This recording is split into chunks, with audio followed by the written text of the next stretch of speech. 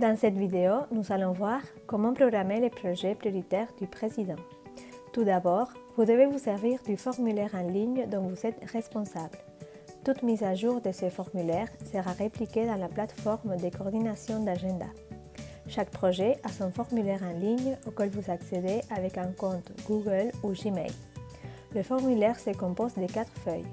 Dans Information générale, vous devez renseigner le nom du projet, le ministère responsable, la direction chargée de la réalisation du projet, le nom du fonctionnaire chargé de mettre en œuvre le projet, le nom du collaborateur chargé de la mise à jour du formulaire, une description du projet. De quoi s'agit-il? Comment allez-vous le mettre en œuvre? Ses principales caractéristiques et actions à mettre en place pour l'accomplir. Ensuite, d'un résultat attendu, décrivez les bénéfices que l'action accomplie aura sur les citoyens.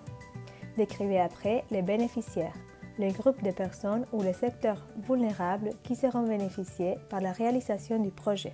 À continuation, sélectionnez de la liste un ou plusieurs Belirano et objectifs de développement durable associés au projet.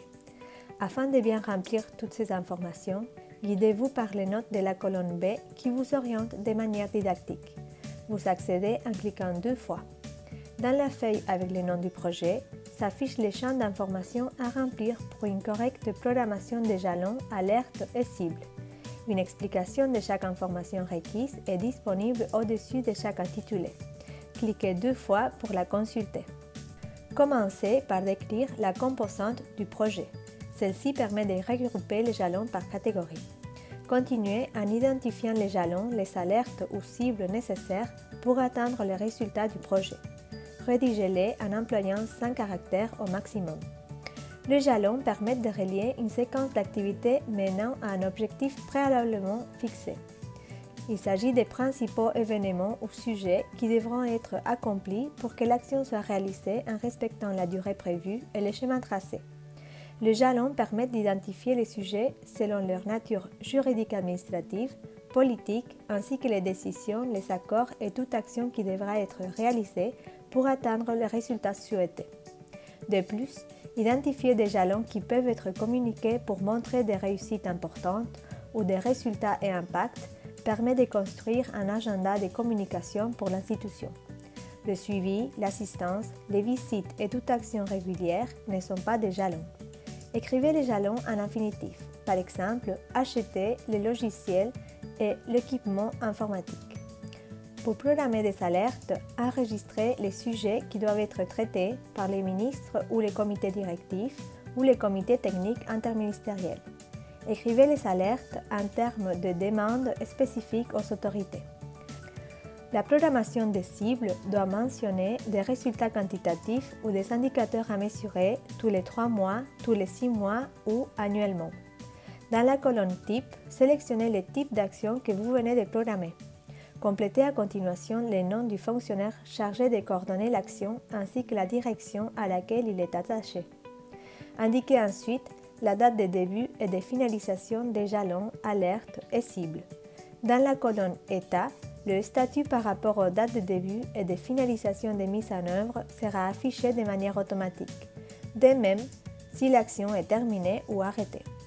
Selon ces états, les fils seront coloriés afin de vous guider dans la lecture générale de la programmation.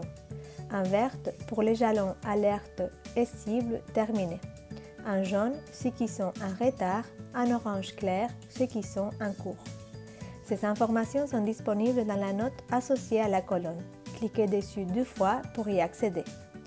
Veuillez noter que cette colonne a une formule. Elle ne doit pas être modifiée. Si vous effacez la formule par erreur, copiez-la d'une autre cellule et collez-la à l'endroit précis. Quand la gestion de l'action est finalisée, sélectionnez l'état terminé ou arrêté dans la colonne suivante selon les cas. Dans la section orange du formulaire et pour chaque jalon, alerte ou cible enregistrée, signalez les acteurs du secteur public impliqués dans l'attente de ceux-ci ou avec lesquels il faudrait négocier et passer des accords. Enregistrez également les acteurs de la société civile ou les associés techniques et financiers impliqués. Dans la section verte appelée à communiquer, sélectionnez quand c'est le cas, le type de communication de l'action à mener quand elle sera finalisée. Choisissez entre à communiquer avec participation du président, avec participation du ministre ou à communiquer dans les médias. Dans Localisation région, indiquez pour les actions qui ont été renseignées dans la colonne précédente à quelle région du territoire sont destinés les résultats bénéfiques de celle-ci. Écrivez l'information comme montré dans la note de rappel. Une fois la programmation faite et le projet démarré, écrivez à la fin de chaque mois le rapport d'avance. Pour ceci, utilisez l'espace dans la partie supérieure du formulaire de programmation.